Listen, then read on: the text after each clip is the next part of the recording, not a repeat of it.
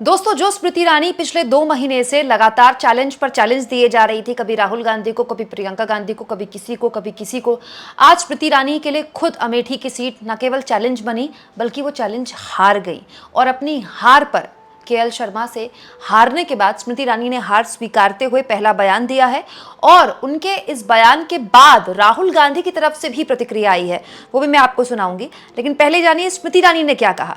दोस्तों, अपनी हार स्वीकार की है स्मृति ईरानी ने और उन्होंने कहा है, जो जीते उन्हें बधाई, हम विश्लेषण करेंगे। हार या जीत के बावजूद मैं लोगों से जुड़ी और ये मेरे जीवन का बहुत बड़ा सौभाग्य है। आज जनता का आभार व्यक्त करने का दिन है। जनता का आभार व्यक्त करती हैं स्मृति ईरानी। हालांकि ये बात बिल्कुल सही है कि उनको विश्लेषण जरूर करना चाहिए कि केंद्र में मंत्री होने के बावजूद भी, अपने पार्टी के स्टार प्रचारक होने के बावजूद भी क्यों अमेठी के लोगों ने केवल 5 साल के अंदर उनको नकार दिया। 5 साल वो एक सांसद के तौर पर रही और उनके हिसाब से वो बड़ी लोकप्रिय सांसद थी, इतनी लोकप्रिय थी कि वो चैलेंज पर चैलेंज दिए जा रही थी लोगों को।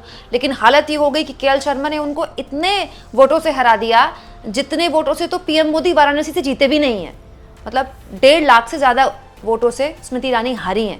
मतलब एक तरह से आप कह सकते हैं कि कांग्रेस पार्टी की लहर चल रही थी अमेठी में। मतलब कहीं फाइट में भी नहीं थी स्मृति ईरानी। 1.5 लाख वोटों से हारना बहुत शर्मनाक हार है। मतलब बहुत ऐसी हार है जिसमें स्मृति ईरानी को सोचना चाहिए कि उन्होंने 5 साल एक सांसद के तौर पर अमेठी में किस तरह से काम किया है। और जिस अहंकार को लेकर लगातार पूरे चुनाव में प्रियंका गांधी बात करती रही कि अहंकार की राजनीति से अमेठी को अब मुक्ति दिलानी है, अहंकार को लेकर स्मृति ईरानी की बहुत सी बातें हुई। बीजेपी के लोग भी बहुत ज़्यादा खुश नहीं थे, जो अमेठी में बीजेपी के लोग थे स्मृति ईरानी के बर्ताव को लेकर। तो सवाल ये दोस्तों कि क्या यही अहंकार तो हार की वजह नहीं बना। अमेठी को लेकर आज राहुल गांधी से भी एक सवाल पूछा गया। उन्होंने देखिए कितने होशियारी और कितनी समझदारी से अमेठी के लोगों का न केवल धन्यवाद दिया बल्कि केएल शर्मा के लिए बहुत समझदारी वाली बात बोली। मुझे लगता है कि जिस राहुल गांधी का बात बात पर मजाक उड़ाती हैं स्मृति ईरानी, जिस राहुल गांधी को बात बात पर चैलेंज देती हैं और जिस राहुल गांधी को लेकर कटाक्ष करती हैं, उनसे इस तरह की गंभीरता और इस तरह की संवेदनशीलता उनको सीखनी चाहिए कि चाहे आप सत्ता में हो ना हो, चाहे आप जीते या हारे, कभी किसी का मजाक ना उड़ाएं। ये कहा गया कि राहुल गांधी ने अपने पीए को चुनाव लड़ा दिया, अब उन्हीं किशोरीलाल शर्मा नहीं, देखिए ये बीजेपी ने कहा था। नहीं, देखिए बीजेपी लोगों को रिस्पेक्ट नहीं करती है और आज उन्हीं किशोरीलाल ने हरा दिया, तमीज से बात नहीं करती है।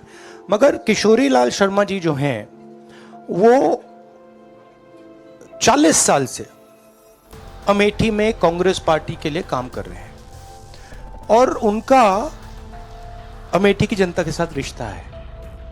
शायद बीजेपी के लोगों को यह बात समझ नहीं आई थी कि किशोरीलाल शर्मा जी अमेठी से बहुत क्लोजली कनेक्टेड व्यक्ति हैं और इसलिए उनकी जीत निश्चित थी।